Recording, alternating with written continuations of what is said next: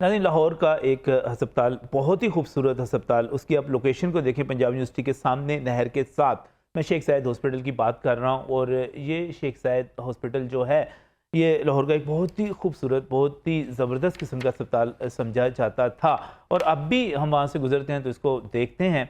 लेकिन अब सूरत हाल ये बनी है शेख ज़ायद अस्पताल के हवाले से कि ये वफाक के पास था, फिर पंजाब के पास आ गया। मैंने वहाँ पर बाकायदा तौर पर जब एहतजाज हुआ, वहाँ पर जाकर प्रोग्राम भी किया और वहाँ के तमाम मुलाजमीन का, YDA का, पैरामेडिक्स का, एम्प्लॉइज़, तमाम जो अलाइड ऑर्गेनाइजेशन है इनकी, उनका तमाम का ये इत्तफाक़ राय था कि ये बहुत ही गलत काम हो रहा है, हमें वफाक के पास वापस भेज दिया जाए। और फिर ये अस्पताल वफाक के पास वापस चला गया। अब उस अस्पताल को, जो शहर के वस्त में मौजूद है और बहुत ही ज़बरदस्त किस्म का अस्पताल है, अब आप ये कह सकते हैं कि शेख ज़ायद अस्पताल एक भूत बंगला बनता चला जा रहा है। और वो किस तरह भूत बंगला बनता चला जा रहा है कि कई माह से यहाँ पर मुलाजमीन तनख्वाहों से महरूम हैं। यहाँ पर जो माली बहरान है और जो बद इंतज़ामी है वो सिर्फ तनख्वाहों तक महदूद नहीं है, बल्कि यहाँ पर मुलाजमीन का ये कहना है कि वो कई बरस से यहाँ पर काम कर रहे हैं और डेली वेजेस पर काम कर रहे हैं, उन्हें बिल्कुल रेगुलर नहीं किया जा रहा। और इसके साथ साथ जो बहुत बड़ा मसला एक पैदा हो गया है वो ये भी है कि इस अस्पताल का एयर कंडीशन सिस्टम जो है वो भी नाकारा हो चुका हुआ है, ख़त्म हो चुका हुआ है। और अगर किसी जगह पे एयर कंडीशनिंग नहीं होगी किस अस्पताल के अंदर, तो आप खुद अंदाज़ा कर सकते हैं कि इस गर्मी में वहाँ पर कौन जाएगा। और इसका नतीजा ये भी निकल रहा है कि वहाँ पर जितने लोग जाते थे और वहाँ पर प्राइवेट जो रूम्स थे वो बड़े ज़बरदस्त किस्म के हुआ करते थे और मिलते भी नहीं थे। लेकिन अब सूरत हाल ये है कि वहाँ पर 100 के करीब प्राइवेट रूम्स जो हैं वो खाली पड़े हुए हैं, वहाँ पर कोई उनको जाने वाला नहीं, वहाँ पर इलाज करवाने वाला नहीं। और इलाज करवाने के लिए कोई जाएगा क्यों? क्योंकि वहाँ पर यह कहा जा रहा है कि सीनियर फैकल्टी मौजूद ही नहीं है। जब सीनियर फैकल्टी मौजूद नहीं, प्रोफेसर्स मौजूद नहीं, तो जूनियर डॉक्टर्स से इलाज करवाने के लिए आप गली मोहल्ले के अस्पताल में चले जाएंगे, वहाँ पर क्यों जाएंगे? ना AC है, ना वहाँ पर डॉक्टर हैं, ना वहाँ पर मशीनें चलती हैं, ना वहाँ पर फंड्स हैं, ना वहाँ पर तनख्वाहें मिलती हैं, ना वहाँ पर कोई और ऐसा इकदाम है। कभी वहाँ पर लीवर का ट्रांसप्लांट जो था और किडनी का ट्रांसप्लांट, उसकी बड़ी धूमें हुआ करती थी, पता नहीं वो अब किस हाल में है। इसको ही पूछते हैं कि ये एक जो स्टेट ऑफ द आर्ट बड़ा ही खूबसूरत अस्पताल था शेख ज़ायद अस्पताल, वो इस हाल में क्यों पहुँचा है और इसका आगे बढ़कर इसका हल क्या है। इस पर बात करने के लिए हमारे साथ यहाँ पर स्टूडियोज़ में इस वक्त जो आप कह सकते हैं कि अलाइड हेल्थ ऑर्गेनाइजेशन है, वो सरापा एहतजाज है पूरी की पूरी, उसकी क़यादत कर रहे हैं मोहम्मद नासिर दीन। आप जनरल सेक्रेटरी हैं ऑर्गेनाइजेशन के, हमारे साथ यहाँ पर स्टूडियोज़ में मौजूद हैं। नासिर साहब अस्सलाम वालेकुम। वालेकुम अस्सलाम। नासिर, सही है, ये सारी खबरें मीडिया रिपोर्ट्स हैं मेरे पास और ये कहा जा रहा है कि शेख ज़ायद जैसा अस्पताल जिसकी तो मैं ज़ाती तौर पर समझता हूँ कि जिसकी तो दीवारें तक इतनी खूबसूरत थी कि बाकी अस्पताल उसका मुकाबला नहीं कर पाते थे, मशीनरी तो एक तरफ रह गई, स्टाफ एक तरफ रह गया, वो बेड़ा गर्क हो गया उसका। जी बिल्कुल सही फरमाया आपने। ये बैनुल-अक़वामी शनाख्त का हामिल एक तब्बी इदारा था, मुल्क वतन अज़ीज़ के सफ़े अव्वल के अस्पतालों में इसका शुमार होता था। और आप इस पे एविडेंट है, आपने दुरुस्त फरमाया कि ये बिल्कुल इसकी साबका शनाख्त यही थी, लेकिन अब ये तबाह व बर्बाद हो चुका है। हम समझते हैं कि जहाँ पे मुलाजमीन 2 महीनों से तनख्वाहें नहीं मिल रही हैं, इस दौर में आप देखें गरीब का चूल्हा ठंडा है, तो वो वर्कर्स उनको हम दाद देते हैं कि फिर भी वो काम कर रहे हैं बगैर तनख्वाहों के। ये माली और बाद इंतज़ामी जो है शिकार है, मामलात ठीक नहीं हैं। ये अस्पताल जो मेरी इन्फॉर्मेशन, ये अब सुबह पंजाब के पास बीच में आया था, अब नहीं है, ये वफाक के पास ही है।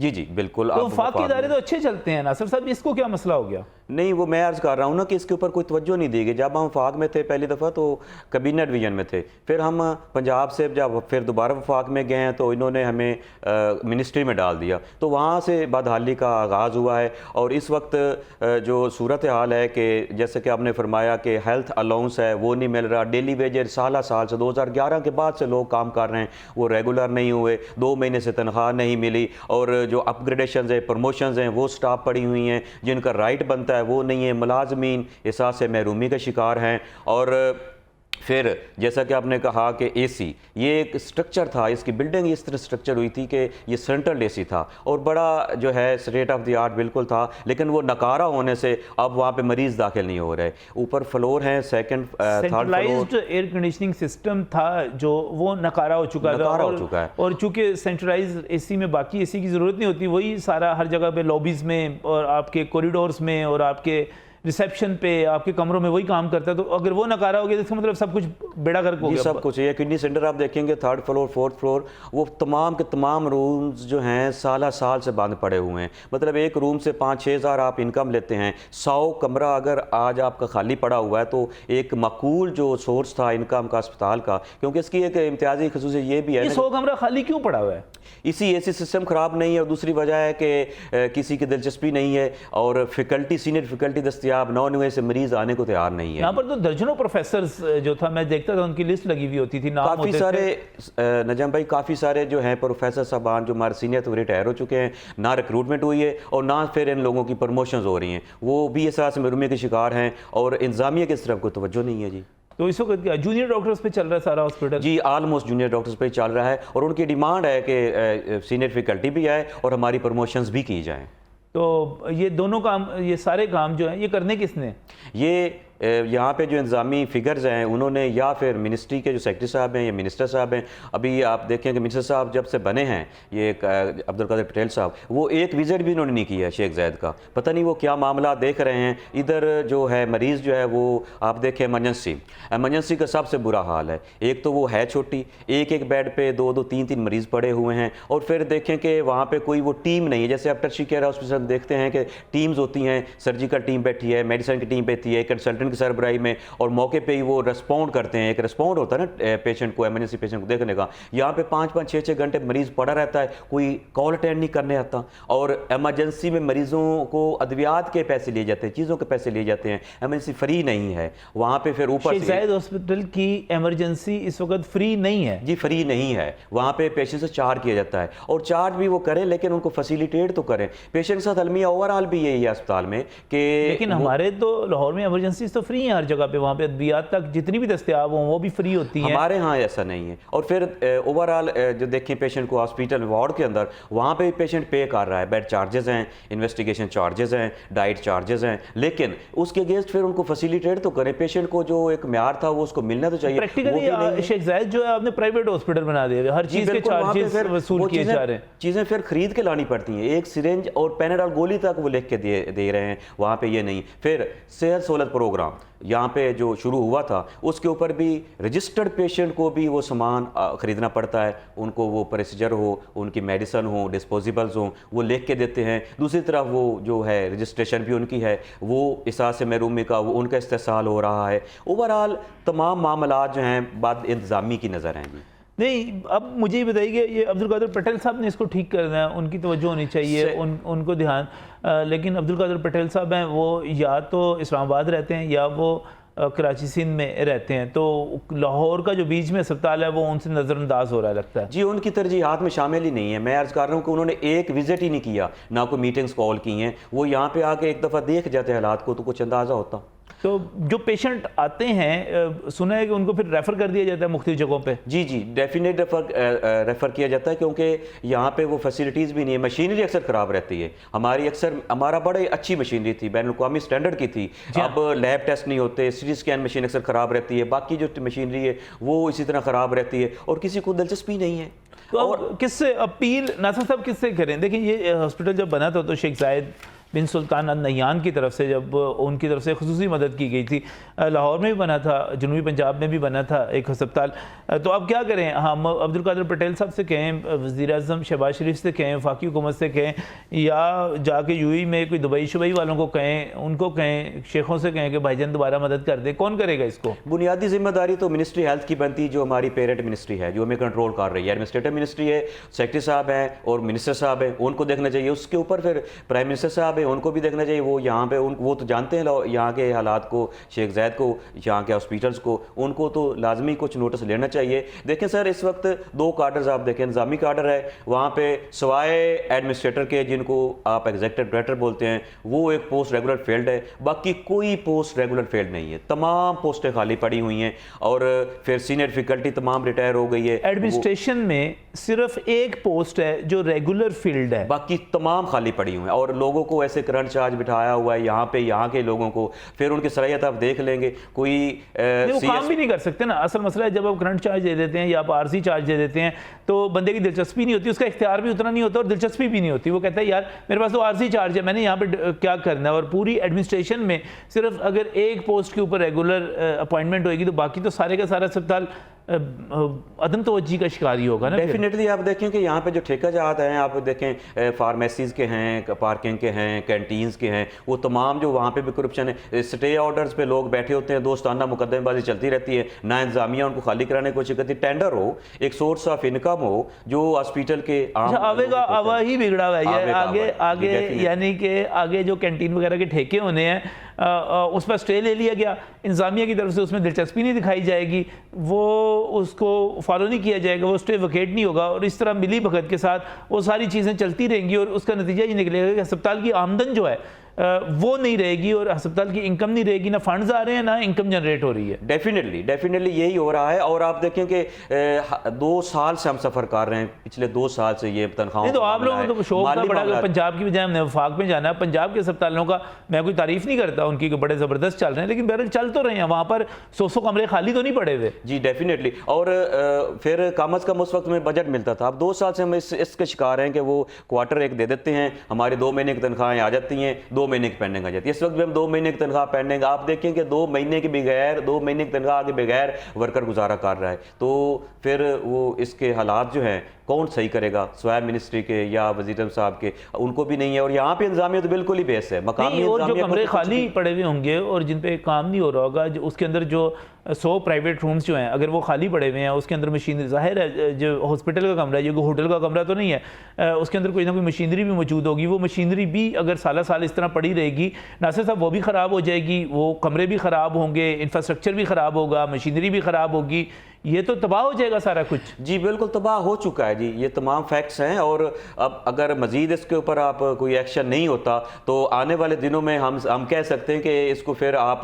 टर्शी केयर ना कहें, इसको आप एक रेफरल हॉस्पिटल कह लें कि ये एक डिस्पेंसरी है और यहाँ पे पेशेंट ने सिर्फ आना है और रेफ़र होकर चले जाना है। नहीं तो ये कोई साजिश तो नहीं कि ये चूँकि बड़ी अच्छी जगह पे है, बड़े मरकज़ में है, इस अस्पताल को तबाह कर दिया जाए और इस पर किसी की नज़रें तो नहीं है? नहीं, नज़रें है सच कोई नहीं, इस वक्त कोई नहीं। पंजाब में जब था तो उस वक्त तो एक ट्रस्ट के हवाले से बात हो रही थी, बोर्ड ऑफ ट्रस्टी बना था, लेकिन इस वक्त हमारा सिविल सर्वेंट का स्टेटस क्लियर हो चुका है। हमारा MTA के तहत हमारी वो बोर्ड ऑफ गवर्नर जो है वो अब जो आ रहा है वो बिल्कुल गवर्नमेंट का है, उसमें सेक्रेटरी साहबान है, वो एक अच्छा बोर्ड है जो गवर्नमेंट के सर्वेंट्स पर मुश्तमिल होगा। तो ये अगर सिर्फ तवज्जो नहीं है और यहाँ के मकामी इंतजामी की तवज्जो नहीं है, जब तक ये पोस्टें फेल ना हों, इंतजामी पोस्टें और फैकल्टी यहाँ पर की पोस्टें, तो आपको एक जितनी खराबी हो चुकी हुई है ना सर, यहाँ पर तो आपको एक बड़े ऑपरेशन की, खुद अस्पताल के ऑपरेशन की, एक बड़े ऑपरेशन की ज़रूरत है, एक बड़े मेगा प्रोजेक्ट के तौर पर इसकी दोबारा लॉन्चिंग की ज़रूरत है कि यहाँ पर प्रोफेसर्स आएँ, यहाँ पर बड़ी फैकल्टी आए, यहाँ पर ऐसे नाम हो, यहाँ पर एक दफ़ा फिर जब मैं तो ये समझ रहा था कि PKLI बनने से पहले और उस दौरान एक बड़ा नाम बन गया था लीवर के ट्रांसप्लांट के हवाले से, अपना किडनी के ट्रांसप्लांट के हवाले से, तो हम तो बड़े खुश हो रहे थे कि शेख जायद हॉस्पिटल जो है वो बड़ा ग्रो कर रहा है। आज आपने बिल्कुल मुख्तलिफ तस्वीर दिखा दी है यहाँ की। जी बिल्कुल ऐसी है। ये जब ये हुआ ना लीवर ट्रांसप्लांट, किडनी ट्रांसप्लांट, ये एक दफ़ा फिर इसकी ये खबरों की जीनत बना है कि ये यहाँ पे कुछ होगा, लेकिन मायूसी हुई है कि कुछ नहीं हो सका। बड़े बड़े नाम थे यहाँ पे, फैकल्टी के बड़े बड़े नाम थे, पूरे पाकिस्तान से लोग उन नामों पे ऊपर आके यहाँ पे इलाज कराते थे और ये फेडरेशन की अलामत थी। एक मिनी लाहौर है, लाहौर में एक मिनी पाकिस्तान था, पूरे पाकिस्तान के लोग यहाँ पे इंडक्ट होते हैं, वो फैकल्टी हो, वो आम मुलाजिम हो, एक कोटा सिस्टम के तहत आते हैं और अरसा दराज से कोई रिक्रूटमेंट ही नहीं हुई। लोग जो हैं रिटायर होते जा रहे हैं, कुछ हमारे दोस्त जो अल्लाह को प्यारे हो गए हैं। 2012 के बाद से तो बहुत ही बुरा हाल हो गया जी। रिक्रूटमेंट कब से नहीं हुई नासिर साहब? ये 2012 के बाद कोई प्रॉपर रिक्रूटमेंट नहीं हुई। जो एक सिस्टम था, कोटा सिस्टम को नज़रअंदाज किया गया, रिक्रूटमेंट हो ही नहीं सकी और अभी भी कोई तवज्जो नहीं है। मैं अर्ज़ कर रहा हूँ ना कि एक पोस्ट के अलावा एडमिनिस्ट्रेटर, एग्जीक्यूटिव डायरेक्टर की कोई इंतजामी पोस्ट जो है उसके ऊपर कोई रेगुलर अपॉइंटेड बंदा नहीं है। इसी तरह सीनियर फैकल्टी में से कोई आप कह सकते हैं कि 20 डिपार्टमेंट्स इस वक्त बगैर प्रोफेसर साहब के पड़े हुए हैं, करंट वाच में बिठाया हुआ है। अगर उनकी प्रमोशन दी हो तो उनको प्रमोट करें, जहां पे डायरेक्ट रिक्रूटमेंट की जरूरत है उनको रिक्रूट करें और बजट का इशू हल करें। ये तनख्वाहें कब तक हम बगैर तनख्वाहों के काम करेंगे? और एहसास महरूमी प्रमोशन के हवाले से, अलाउंसेस के हवाले से, डेली वेजर मुलाजमीन के रेगुलेशन के हवाले से, अपग्रेडेशन के हवाले से जो है वो कुछ करना पड़ेगा। अगर नहीं करेंगे तो आपने एहतजाज भी शुरू कर दिया और मैं देख रहा था प्रोटेस्ट की हम फुटेज भी दिखा रहे थे और इस पर हमारे सीनियर सहाफ़ी हैं मियां नवीस साहब, उन्होंने एक प्रोग्राम भी उसकी डिटेल में आपको दिखाएंगे। वो उस प्रोग्राम के अंदर हम आपको मियां नवीस साहब जो कि बड़ा नाम है वो आपको दिखाएंगे। लेकिन इशू ये है कि आपके एहतजाज होने के बाद और ये सारी चीज़ें होने के बाद ना साहब किसी ने भी अभी तक कोई कान पे किसी पे जूं नहीं रेंगी, किसी ने कोई नोटिस नहीं लिया? जी अभी तक कोई नोटिस नहीं लिया और हम फिर मजबूर हो जाएंगे इसको मुकम्मल। अभी देखें हम प्रोटेस्ट कर रहे हैं लेकिन हॉस्पिटल चल रहा है, हमने इदारा बंद नहीं किया, हम सर्विसेज प्रोवाइड कर रहे हैं लेकिन प्रोटेस्ट भी कर रहे हैं। अगर ये सूरत इस तरह बरकरार रही, तनख्वाहों वगैरह हम कब तक गुजारा करेंगे और हमारे मसाइल हल नहीं होंगे तो हम फिर मजबूर हो जाएंगे कि इदारे को सवाए इमरजेंसी सर्विसेज के बंद कर दिया जाए। बहुत बहुत शुक्रिया नाज़र साहब हमारे साथ यहाँ पर स्टूडियोज़ में तशरीफ़ लाए। और नाज़र साहब ने जो यहाँ पर तस्वीर खींची है वो तो आप ये समझ लें कि दिल दहला देने वाली है, बहुत अलमनाक है। ये कोई छोटा मोटा मंसूबा नहीं है। शेख ज़ायद अस्पताल को अगर हम देखें तो ये लाहौर में मैं ज़ाती सतह पे ये समझता हूँ कि ये एक परफेक्शन की अलामत था। ये अस्पताल जो था इसकी एमरजेंसी, इसके वार्ड्स, इसके बाकी तमाम चीज़ें पंजाब के अस्पतालों से ये समझा जाता था कि बहुत ही बेहतर एक आप एटमॉस्फेयर में चले जाते हैं और बहुत बेहतर आपको इलाज मिलता है। शुरू में कुछ चार्जेस के हवाले से ये भी मसाइल थे कि थोड़े से चार्जेस वसूल किए जाते थे, लेकिन उस वक्त ये मसला ये था कि अगर आपको बेहतरीन state of the art facilities मिल रही हैं तो आप थोड़े से चार्जेस प्राइवेट हॉस्पिटल्स के मुकाबले में कम दे के भी आप सेटिस्फाई हो जाते थे। लेकिन अब अगर ये सूरत हाल है कि आपसे बेड के चार्जेस भी लिए जा रहे हैं, आपके से इन्वेस्टिगेशन के चार्जेस भी लिए जा रहे हैं, आपसे हर किस्म की यहाँ पर फीसिस ली जा रही हैं, आपको कुछ भी यहाँ पर माफ़ नहीं है, आपको पैरास्टामोल तक खुद लानी पड़ रही है, आपको यहाँ पर सीनियर फैकल्टी जो है वो यहाँ पर मौजूद नहीं है, प्रमोशन यहाँ पर नहीं हो रही, यहाँ पर डेली वेजेस को रेगुलर नहीं किया जा रहा और सबसे बड़ी बात आप 2 महीने से तनख्वाहें भी नहीं दी जा रही। तो इसका नतीजा क्या होगा कि हम एक बहुत ही खूबसूरत, बहुत ही ज़बरदस्त किस्म के इदारे को तबाह कर देंगे, उसको ताले लगा देंगे, उसको ख़त्म कर देंगे। तो मैं दरख्वास्त करूँगा वज़ीर-ए-आज़म से, बाकी मुतल्लिका लोगों से, अब्दुल कादिर पटेल साहब से भी कहूँगा कि आपकी बड़ी मेहरबानी, आप सिंध की बड़ी बातें करते हैं कि हम सिंध में ये कर रहे हैं, हम सिंध में वो कर रहे हैं, हम सेहत के हवाले से बहुत आगे हैं। तो आपके ज़ेर इंतज़ाम लाहौर के दिल में, लाहौर के मरकज़ में जो अस्पताल है, लाहौर की शान है, लाहौर की पहचान है, उसके बारे में कुछ सोचें, थोड़ी सी मेहरबानी करें। पंजाब से कोई भी दुश्मनी ना करे, ना लाहौर वाले करें, ना सिंध वाले करें। यही दरख्वास्त है। इस वक्त एक ब्रेक।